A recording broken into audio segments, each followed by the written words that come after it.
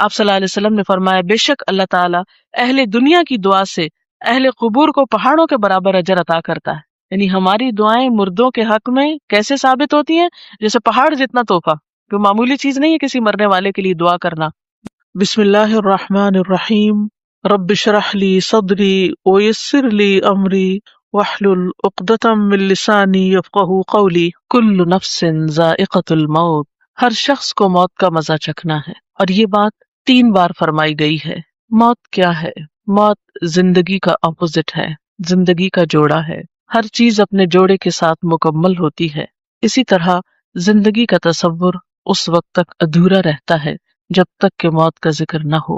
انسانی تخلیق کے بارے میں اللہ سبحانہ وتعالی نے فرمایا وَكُنْتُمْ أَمْوَاتًا فَأَحْيَاكُمْ ثُمَّ يُمِيتُكُمْ ثُمَّ يُحْيِيكُمْ ثُمَّ إِلَيْهِ تُرْجَعُونَ. تم مردہ تھے، پھر اس نے تم کو زندہ کیا، پھر وہ تم کو موت دے گا، پھر وہ تم کو زندہ کرے گا، پھر تم اس کی طرف لوٹائے جاؤ گے، پھر تم اسی کی طرف جمع کیے جاؤ گے. ہم کچھ نہ تھے، پھر ہم وجود میں آئے، پھر ایک وقت ہوگا کہ موت آ جائے گی اور ہماری یہ ظاہری ہستی ختم ہو جائے گی، اور پھر ایک وقت آئے گا کہ دوبارہ زندگی ملے گی اور پھر اللہ کی طرف واپسی، حساب کتاب کا وقت. گویا ہر انسان ان 4 مرحلوں سے گزرتا ہے. موت نام ہے جسم اور روح کی جدائی کا. موت کے وقت کی ایک سختی ہوتی ہے، روح کے ساتھ جسم بھی اس تکلیف کو محسوس کرتا ہے. انسان کا بال بال دکھتا ہے. وہ وقت ایک بے ہوشی کا سا وقت ہوتا ہے. قرآن پاک میں سورۃ قاف میں اللہ تعالیٰ فرماتے ہیں وَجَاءَتْ سَكْرَةُ الْمَوْتِ بِالْحَقِّ. اور موت کی بے ہوشی یا موت کی سختی حق لے کر آ پہنچی. یعنی موت کے وقت ایک بے ہوشی کی سی کیفیت اور ایک تکلیف کی سی کیفیت ہوتی ہے. اسی لیے حضور صلی اللہ علیہ وسلم نے ایک دعا سکھائی اللہم اعنی علی سکرات الموت وغمرات الموت. اے اللہ تو میری مدد فرما موت کی بے ہوشیوں پر اور موت کے وقت جو تکلیف ہے اس پر. اللہ سبحانہ وتعالی یہ بھی فرماتے ہیں کلا اذا بلغت التراقی وقیل من راق وظن انہ الفراق والتفت الساق بالساق الی ربک یومئذ المساق. سورۃ القیامہ کی ان آیات میں بتایا گیا کہ جب جان حلق تک پہنچ جاتی ہے تو کہا جاتا ہے کہ ہے کوئی جھاڑ پھونک کرنے والا. آدمی یہ سمجھتا ہے کہ اب دنیا سے جدائی کا وقت آ گیا. اس وقت پنڈلی کے ساتھ پنڈلی مل جاتی ہے. یعنی انسان کی انتہائی بے بسی کی کیفیت ہوتی ہے. نہ کوئی علاج کام آتا ہے، نہ کوئی دم درود کام آتا ہے، اور انسان اپنی روح کو خیر بات کہہ دیتا ہے. حضرت جابر رضی اللہ تعالی عنہ کہتے ہیں رسول اللہ صلی اللہ علیہ وسلم نے فرمایا موت کی تمنا نہ کرو، لا تمنوا الموت. جان کنی کی تکلیف بڑی شدید ہے اور یہ نیک بختی کی علامت ہے کہ اللہ کسی بندے کی عمر لمبی کر دے اور اسے توبہ کی توفیق عطا فرما دے. موت کے بعد جسم ہوتے وہ قبر میں ہوتی ہے اور روح جو ہوتی علیین سجین میں ہوتی ہے. نیک لوگوں کی روح علیین میں ہوتی ہے جو بلند جگہ ہے، اور بدترین لوگوں کی روح سجین میں ہوتی ہے جو قید خانہ ہے، اور وہاں ان کے ساتھ جو بھی معاملہ ہوتا ہے جزا یا سزا کا. لیکن قبر کے اندر یا جسم جہاں پر بھی ہو ایک لنک اس کا برابر رہتا ہے جس سے جسم بھی تکلیف محسوس کرتا رہتا ہے، خواہ وہ ایک گھڑے کے اندر ہو یا پھیلا ہوا ہو. بالکل ایسے ہی ہے جیسے کروڑوں میل دور سورج ہونے کے باوجود اس کی کرن ہمارے جسم پہ پہنچتی ہے تو ایک کنیکشن ہو جاتا ہے، اور ایک جیسے شعاع آپ کی آنکھ میں اگر ریفلیکٹ ہو کے بھی آتی ہے تو ایک پیئرسنگ افیکٹ ہوتا ہے اس کا. تو اسی طرح قبر میں مردے کو جو عذاب ہوتا ہے یہ قرآن و حدیث سے ثابت ہے. لیکن شہداء کی روحیں جو ہے وہ جنت میں ہوتی ہیں، ان کو رزق دیا جاتا ہے اور ان کے ساتھ اچھا معاملہ ہوتا ہے. آپ نے فرمایا شہیدوں کی روحیں سبز پرندوں کی شکل میں قندیلوں میں رہتی ہیں جو عرش الہی کے نیچے لٹکی ہوئی ہیں. جب چاہتی ہیں جنت میں سیر کے لیے چلی جاتی ہیں اور جب چاہتی ہیں واپس آ کے انہیں قندیلوں میں بیٹھ جاتی. یہ مسلم کی روایت ہے. حضرت عبداللہ بن عباس کہتے ہیں کہ آپ صلی اللہ علیہ وسلم نے فرمایا شہداء جنت کے دروازے پر بہنے والی خوبصورت نہر کے سبز گنبدوں میں ہیں جہاں انہیں صبح شام ان کا رزق دیا جاتا ہے. اس کے بعد یہ کہ قیامت کا دن آتا ہے اور انسان کا حساب کتاب شروع ہوتا ہے. میں اس کی تفصیلات میں نہیں جاؤں گی. میں اپنے لیکچر کا دوسرا اہم ترین حصہ کہ مردے کے لیے پھر ہمیں کیا کرنا چاہیے وہ تو پہنچ گیا جہاں اس کو پہنچنا تھا.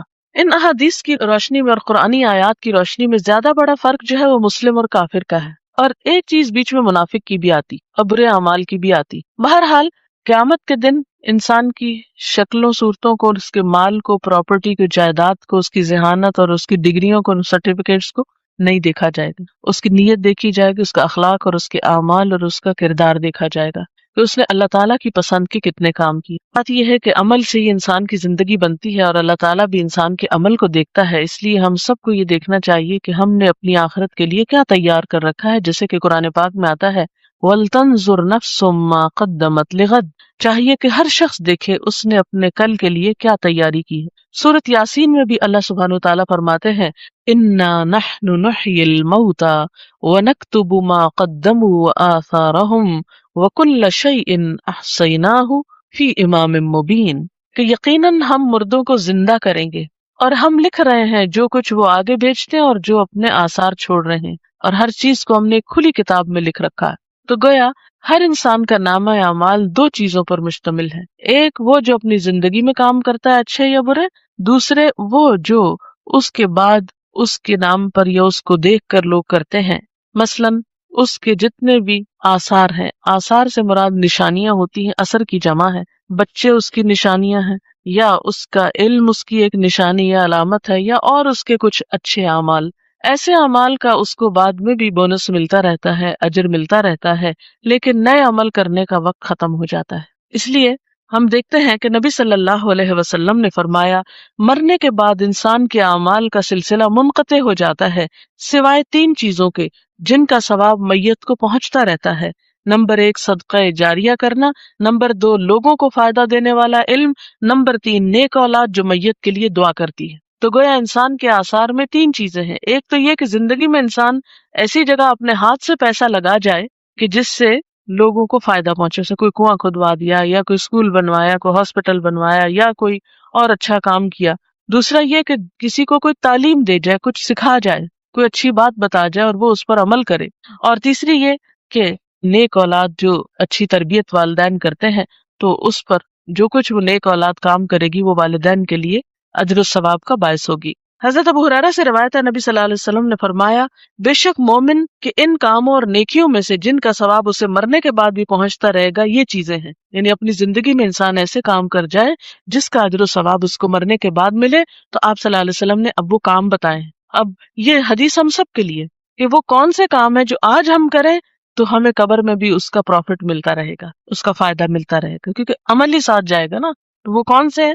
نمبر 1 وہ علم جس کو اس نے سیکھ کر پھیلایا، یعنی خود بھی سیکھا اور دوسروں کو بھی سکھایا یا پھیلایا. نمبر 2 نیک اولاد جو اپنے بعد چھوڑ گیا، کیونکہ وہ بھی جو کچھ کرے گی انسان کی کوشش ہوتی ہے نا اس میں شامل، کیونکہ اولاد کو سکھاتا ہے انسان طالب علموں کی طرح تربیت کرتا ہے، تو جو وہ کرے گا وہ بھی ثواب ملے گا اس. نمبر 3 قرآن مجید جس کا وہ دوسرے کو وارث بنا گیا، یعنی اس کے اپنا تھا جس سے پڑھتا تھا کرتا تھا، پھر وہ کسی کو دے گیا اور کوئی اور اس کو پڑھ رہا ہے. نمبر 4 مسجد جو وہ تعمیر کر گیا. نمبر 5 مسافروں کے ٹھہرنے کے لیے گھر بنا گیا، یہ کوئی ہاسٹل بھی ہو سکتا ہے، کوئی مسافر خانہ سرائے، کچھ بھی ہو سکتا ہے. نمبر 6 نہر جاری کر گیا، یعنی پانی کا انتظام کر گیا. نمبر 7 صدقہ خیرات جو وہ اپنے مال میں سے اپنی تندرستی اور زندگی کی حالت میں نکال کے گیا، یعنی کہ مرتے وقت یہ فلاں کو دے دو فلاں کو، وہ تو پھر ہو گیا اوروں کا. ان چیزوں کا اس کو مرنے کے بعد بھی ثواب پہنچتا رہے گا. یعنی یہ وہ اعمال ہے کہ جو مرنے کے بعد بھی انسان کے کام آتے ہیں. حضرت ابو ہریرہ سے روایت ہے سعد بن عبادہ کی والدہ فوت ہو گئی تو سعد نے کہا اے اللہ کے رسول صلی اللہ علیہ وسلم میری ماں فوت ہو گئی ہے، کیا میں اس کی طرف سے خیرات کر سکتا ہوں؟ آپ نے فرمایا ہاں. عرض کی کون سی خیرات بہتر رہے گی؟ فرمایا پانی پینے کا انتظام، یعنی دوسروں کو پانی پلانے کا انتظام کرو. تو مرنے والے کے لیے یہ نیکی بھی باعث ثواب ہے، خواہ انسان اپنی زندگی میں خود کر جائے یا اس کے بعد اس کی اولاد کرے یا وارث کرے. پھر علم کے بارے میں آپ صلی اللہ علیہ وسلم نے فرمایا بے علموں کو علم سکھانا صدقہ ہے. حصول علم کے راستے پہ چلنے والے کے لیے اللہ تعالیٰ جنت کا راستہ آسان کر دیتے ہیں. یعنی علم جو ہے انسان کے لیے بہترین صدقہ جاریہ ہے. پھر نیک اولاد، یعنی انسان کی زندگی میں بہت چانس ہے کہ اپنے بچوں کی، خصوصاً آپ مائیں ہیں جن کے پاس بچوں کو وقت زیادہ ملتا ہے رہنے کا، ان کی اچھی تربیت کرے.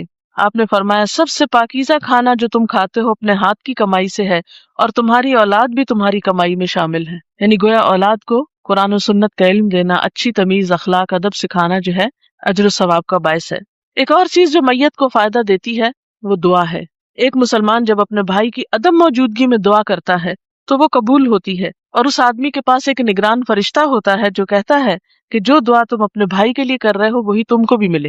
پھر اسی طرح ایک حدیث میں آتا ہے کہ قبر میں میت کی مثال ڈوبنے والے اور فریاد کرنے والے کی طرح ہوتی ہے، جو اپنے ماں باپ یا بہن بھائی یا کسی دوست کی دعا کا منتظر رہتا ہے، اور جب وہ اسے پہنچتی ہے تو دنیا کی ہر چیز سے زیادہ پیاری اس کو وہ دعا ہوتی ہے جو دوستوں کی طرف سے اس کو ملتی ہے یا اولاد کی طرف سے۔ آپ صلی اللہ علیہ وسلم نے فرمایا، بے شک اللہ تعالیٰ اہل دنیا کی دعا سے اہل قبور کو پہاڑوں کے برابر اجر عطا کرتا ہے۔ یعنی ہماری دعائیں مردوں کے حق میں کیسے ثابت ہوتی ہیں؟ جیسے پہاڑ جتنا تحفہ، جو معمولی چیز نہیں ہے کسی مرنے والے کے لیے دعا کرنا، مردوں کے لیے زندوں کی طرف سے بہترین تحفہ ان کے لیے استغفار کرنا، یعنی ان کی بخشش کی دعا کرنا ہے۔ اور وہ دعا کیا ہے؟ اللہم اغفر لہ وارحمہ وعافہ واعف عنہ واکرم نزلہ ووسع مدخلہ واغسلہ بالماء والثلج والبرد ونقہ من الخطایا کما ینقى الثوب الابیض من الدنس اللہم ابدلہ دارا خیرا من دارہ واہلا خیرا من اہلہ وزوجا خیرا من زوجہ اللہم ادخلہ الجنۃ واعذہ من عذاب القبر ومن عذاب النار۔ تو یہ مسنون دعا ہے جو آپ صلی اللہ علیہ وسلم مردے کے لیے پڑھتے تھے۔ ہم سب کو بھی اپنے والدین کے لیے اور دیگر رشتہ داروں کے لیے یا دوستوں کے لیے جو دنیا سے چلے جائیں یہی دعا کرنی چاہیے۔ پھر ایک اور دعا ہے، اللہم اغفر لہ وارفع درجتہ فی المہدیین واخلفہ فی عقبہ فی الغابرین واغفر لنا ولہ یا رب العالمین وافسح لہ فی قبرہ ونور لہ فیہ۔ اے اللہ اس کو بخش دے اور ہدایت یافتہ لوگوں میں اس کا درجہ بلند فرما اور باقی لوگوں میں اس کا جانشین مقرر فرما۔ یا رب العالمین ہمیں اور اس کو بخش دے اور اس کی قبر میں اس کے لیے کشادگی فرما اور اس کے لیے اس میں روشنی فرما۔ نبی صلی اللہ علیہ وسلم نے ابو سلمہ کی وفات پر ان کے لیے دعا کی تھی کہ اے اللہ اس کو بخش دے۔ انہوں نے تو نام لیا تھا، میت کے لیے نام لے کے بھی دعا کرنی چاہیے، یعنی ابو سلمہ کی غلطیاں اور گناہ معاف کر دے۔ اے اللہ ان کو اپنے پاس ان لوگوں کا ساتھی بنا دے جن کو تو نے ان سے پہلے اسلام کی ہدایت دی تھی۔ ورفع درجتہ فی المہدیین، یعنی یہ مہدیین میں جا پہنچے مراد یہ ہے۔ واخلفہ فی عقبہ، یعنی اے اللہ تو ان کے معاملات کی درستگی میں اور ان کے اہل و عیال کی اور اولاد کی مصلحتوں کی حفاظت فرما اور ان کے معاملات کسی اور کے حوالے نہ کر، تو خود اس کی ذمہ داری لے۔ واخلفہ جانشین بن جا اس کا، یعنی ابو سلمہ کا، فی عقبہ اس کے بعد، یعنی اس کی موت کے بعد اب اس کے بچوں اور اہل و عیال کا خیال تو ہی رکھ۔ ایک اور روایت میں آتا ہے واخلفہ فی طریقتہ، یعنی وہ چیز جو اپنی موت کے بعد چھوڑ گئے ہیں اس کی حفاظت فرما۔ فی الغابرین، یعنی ان لوگوں میں جو زندہ لوگوں میں سے باقی رہ گئے پیچھے ہیں۔ وافسح لہ فی قبرہ، اور ایک اور روایت میں اللہم اوسع لہ فی قبرہ، یعنی اس کی قبر کو بہت زیادہ فراخ کر دے۔ قبر مومن کے لیے اگر اچھی ہے تو بہت بڑی نعمت ہے، اور خاص طور پر وسیع قبر، جیسے دنیا میں وسیع گھر ایسے قبر میں وسعت۔ ونور لہ فیہ، اس کی قبر میں سے اندھیرا دور کر کے اس میں روشنی فرما دے، بہت بڑی نعمت ہے۔ پھر ایک اور دعا ہے، اللہم انی عبدک وابن عبدک وابن امتک کان یشہد ان لا الہ الا انت وان محمدا عبدک ورسولک وانت اعلم بہ اللہم ان کان محسنا فزدہ فی احسانہ وان کان مسیئا فتجاوز عن سیئاتہ اللہم لا تحرمنا اجرہ ولا تفتنا بعدہ۔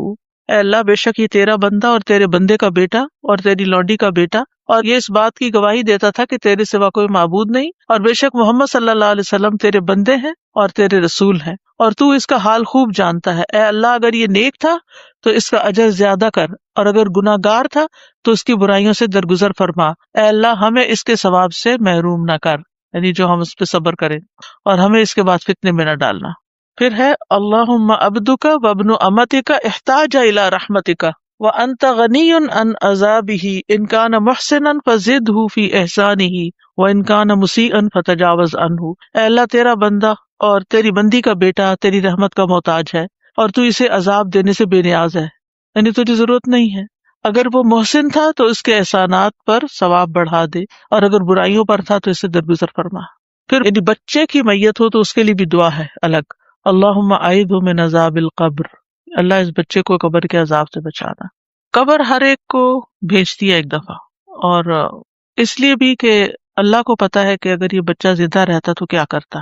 پھر ایک اور دعا ہے، اللہم اجعلہ لنا فرطا وسلفا واجرا، اے اللہ اس بچے کو ہمارے لیے ہم سے پہلے آگے جا کے انتظام کرنے والا اور اجر کا باعث بنا دے۔ تو یہ ہیں چند دعائیں، ان میں سے کچھ تو الحمدللہ آپ کو یاد ہوں گی زبانی، اور جو یاد نہیں ہے ان کو دیکھ لیجیے، ورنہ وہ کارڈ آپ کے پاس ہونا چاہیے جس میں یہ سب لکھی ہوئی ہیں، ان کو دیکھ کے بھی آپ دعا مانگ سکتے ہیں۔ الحمدللہ ہمارے بک سٹور میں غسل میت اور تکفین کا مسنون طریقہ، اور اس کے اندر الحمدللہ ہم نے ڈیموز بھی بنوائے تھے، یہ آپ دیکھ سکتے ہیں پیچھے اس کے، ٹھیک ہے۔ پھر اسی طرح یہ انگلش میں بھی ہے صلاۃ الجنازہ کے بارے میں، پھر یہ ایصال ثواب کے اوپر ہے اردو میں، اور یہ ہے انگلش میں، یعنی جب کوئی فوت ہو جائے تو ان کے گھر میں آپ بانٹیں، انہیں دیں، پڑھ کے سنائیں کہ مردے کے لیے آپ کیا کر سکتے ہیں، اس کو ایصال ثواب کیسے کر سکتے ہیں، کیونکہ لوگوں کو بہت کنفیوژن ہے اس میں۔ اور بخشش کی دعائیں اگر زبانی یاد ہے بہت اچھا، نہیں تو آپ دیکھ کے بھی پڑھ سکتے ہیں۔ اچھا، انگلش والے میں دعاؤں کی ٹرانسلیٹریشن بھی ہے، ٹھیک ہے۔ یہ چھوٹا سا کارڈ ہے، ہینڈی سا بیگ میں بھی ہو انسان کے تو اپنے والدین کے لیے جو ان میں سے کچھ بڑی بڑی دعائیں جو ہے وہ موجود ہیں، اور انگلش ٹرانسلیشن بھی موجود ہے، اردو کی بھی ہونی چاہیے، تو یہ دیکھ کے بھی پڑھ سکتے ہیں، سیکھ سکتے ہیں، ایپ بھی ڈاؤن لوڈ کر سکتے ہیں۔ سوال ہے اگر قرض ادا کرنے والا کوئی نہ ہو تو کیا کریں؟ کسی نہ کسی سے ریکویسٹ کریں، کیونکہ وہ تو جان پکڑی رہے گی جب تک کوئی ادا نہ کرے۔ اور دفن کرنے کے بعد دعا کیسے کریں؟ یہی جو بخشش کی دعائیں میں نے ابھی ساری اب تک بتائی ہیں، یہ والی۔ مرنے والوں کے لیے صدقہ کرے تو کیا اس کے گھر والوں کو ہی دیا جا سکتا ہے؟ اگر وہ محتاج ہے تو ان کو بھی دیا جا سکتا ہے، یعنی ظاہر ہے کہ ہسبینڈ اگر فوت ہو گیا ہے تو کمانے والا اب کوئی نہیں، تو سب سے زیادہ تو ان بچوں کو، یتیم بچوں اور بیوہ کو ضرورت ہوگی، تو ان کو بھی دے سکتے ہیں۔ سادہ پوچھنا چاہ رہی تھی میں کہ قرضہ اگر بہت زیادہ، جیسے یہاں پہ مارگیج کے لوگ کے بس کتنے، جی تو وہ بہت زیادہ قرض ہے، وہ کس طرح ادا ہوگا؟ لیٹ سے بہت زیادہ ہے تو آپ کو پتا مارگیج کے ہوتے اس کے لیے وہ تو پھر وارثوں پہ آ جائے گا نا، جو وارث جی بنیں گے اس مکان کے۔ لیکن یہ کہ بلا ضرورت چھوٹی نہیں، چھوٹی خواہشات پوری کرنے کے لیے ہرگز قرضہ جی نہیں لینا چاہیے۔ جی سر۔ انسان قناعت سے گزارا کرے، چھوٹے میں گزارا کرے، تھوڑے میں گزارا کرے، قرضے نہ لے۔ استاذہ جی، یہ ایک جو دعا ہے انا للہ و انا الیہ راجعون، اللہم اجرنی فی مصیبتی واخلف لی خیرا منہا، اس میں مجھے ہمیشہ تھوڑی سی وہ رہتی ہے کہ اجرنی بھی ہے اور اجرنی بھی ہے کیا؟ دونوں طرح ٹھیک ہے، اچھا، اور پھر اخلف اور اخلف دونوں طرح؟ وخلف وخلف وخلف جی، اور یہاں لام کے نیچے زیر بھی ہے اور لام پر دمہ کے ساتھ بھی ہے جی۔ دونوں طرح ٹھیک۔ اوکے، جزاک اللہ خیر۔